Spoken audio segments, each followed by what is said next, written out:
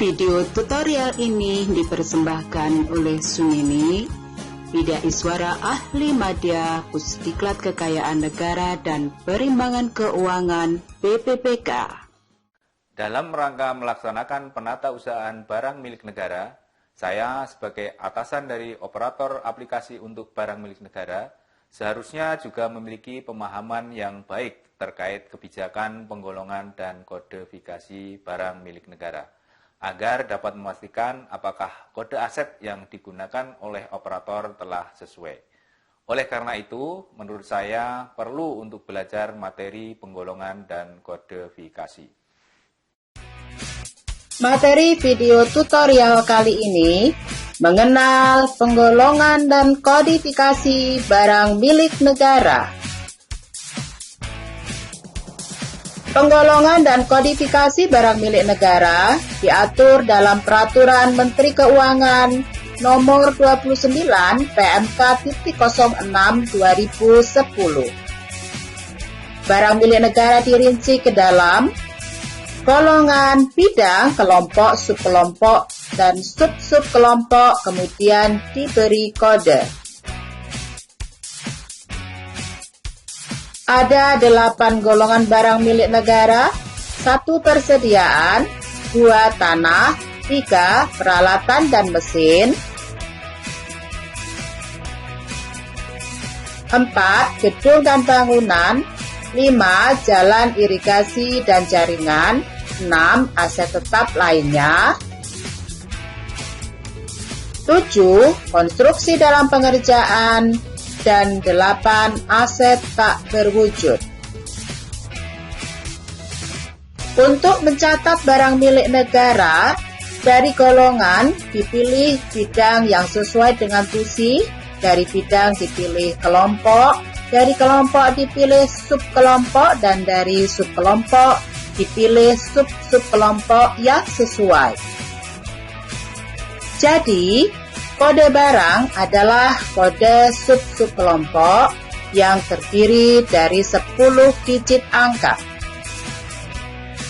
Suatu barang, kode asetnya didasarkan pada fungsi aset tersebut untuk digunakan dalam mendukung tugas dan fungsi organisasi.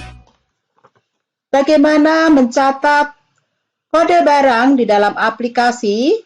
Berikut contoh untuk golongan 2 sampai dengan golongan 8 dalam aplikasi Simak BMN.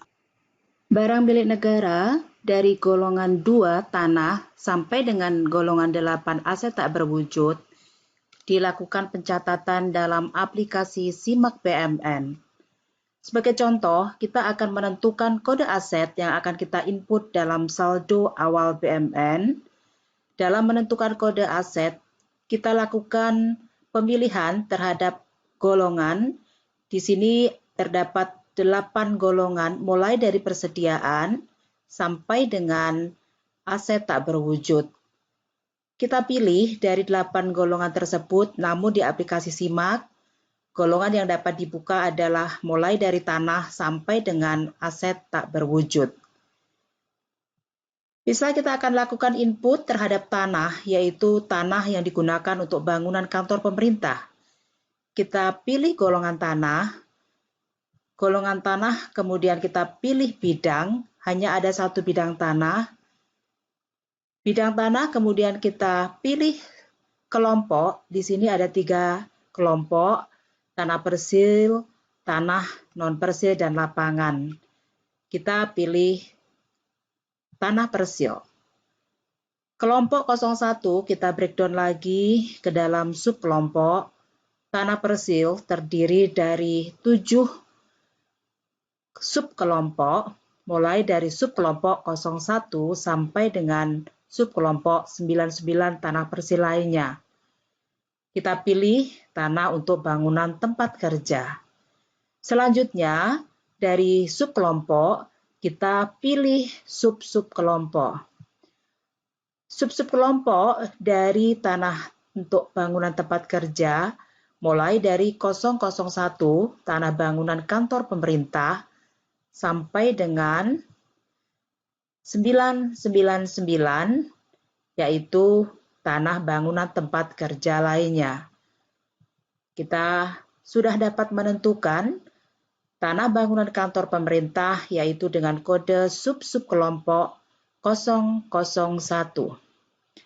Demikian, untuk menentukan kode aset dalam rangka pencatatan terhadap barang milik negara dalam aplikasi SIMAK BMN sesuai dengan penggolongan dan kodifikasi yang diatur di dalam Peraturan Menteri Keuangan Nomor 29 PMK.06 Tahun 2010.